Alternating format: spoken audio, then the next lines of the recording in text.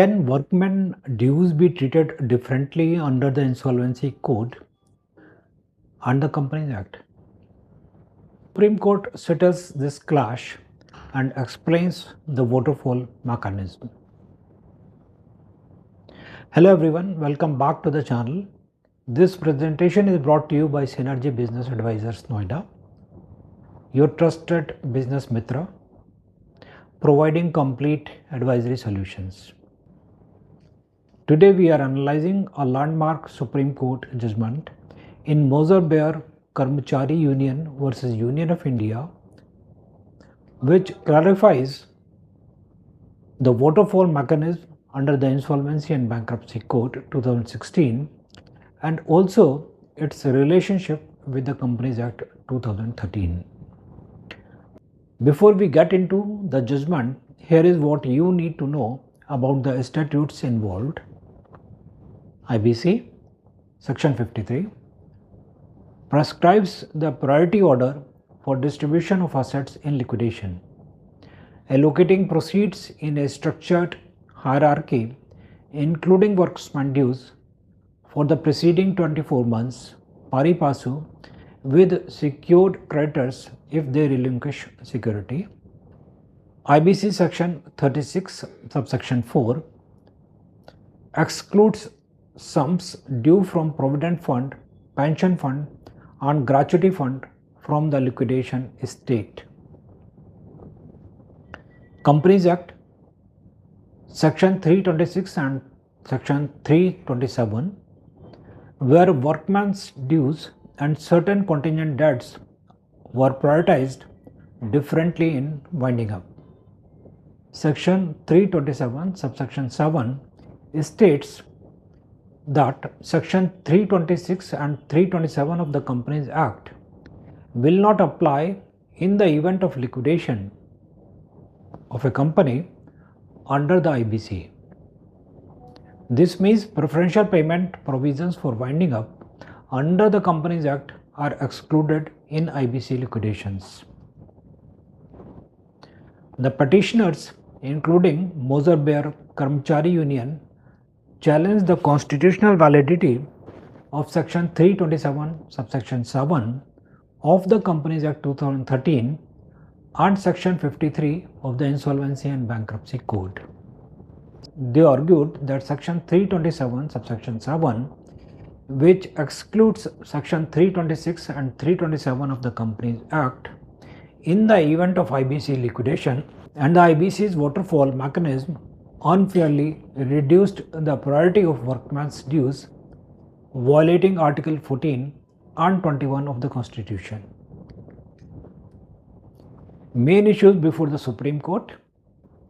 The Supreme Court had to decide whether Section 327 subsection 7 of the Companies Act 2013 is arbitrary or unconstitutional, and whether the IBC's waterfall mechanism under Section 53 unfairly affects the priority of workmen dues. Supreme Court's key observations. The court held that the regime of insolvency under the IBC and the regime of winding up under the Companies Act are fundamentally different,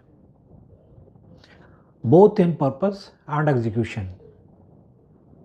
The former focuses on revival or rehabilitation and efficient asset distribution, while the latter deals with winding up under corporate law. The Apex Court upheld Section 327 subsection 7, stating it was not arbitrary or violative of Article 21. In case of liquidation under IBC, the waterfall mechanism prescribed in Section 53 applies and not the preferential payment provisions of the Companies Act. The court emphasized that the IBC's waterfall mechanism is a structured formula that balances the rights of secured creditors, operational creditors, and workmen. Striking down or rearranging these priorities could destabilize the equilibrium and impede the objectives of the code. The Supreme Court emphasized that the waterfall mechanism under Section 53 of the Insolvency and Bankruptcy Code 2016 is consciously structured to safeguard the interest of workmen during liquidation. The court noted that workmen dues for the period of 24 months preceding the liquidation commencement date are accorded a high priority as they rank pari passu with secured creditors who have relinquished their security interest. This ensures that workmen are not placed at a disadvantage merely because they do not hold security, and their livelihoods related claims receive substantial protection. Further, the court highlighted that the IBC provides additional safeguards by excluding sums due towards provident fund, pension fund, and gratuity fund from the liquidation estate under Section 36 subsection 4 of the code.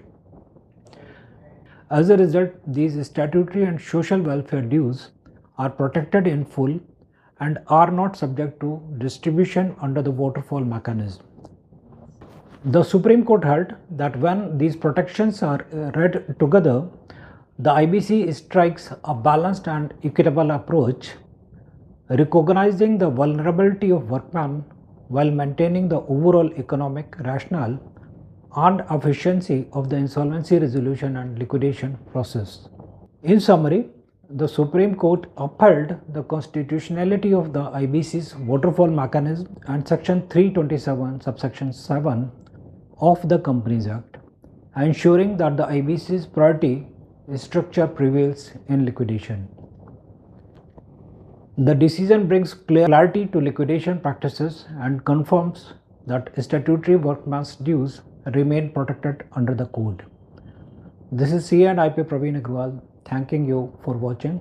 I hope this presentation will be helpful. Please subscribe to the channel for more such informative videos. Thank you.